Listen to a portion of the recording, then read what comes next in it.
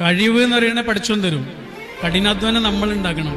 ഒന്ന് ആകാശത്തു നിന്ന് ഒന്ന് ഭൂമിയിൽ നിന്നാണ്. ഇത് രണ്ടും കൂടെ ചേരുമ്പോൾ കൂട്ടിമുട്ടുന്നിടത്ത് കണ്ടുമുട്ടുന്നതിന്റെ പേരാണ് സക്സസ്, വിജയം.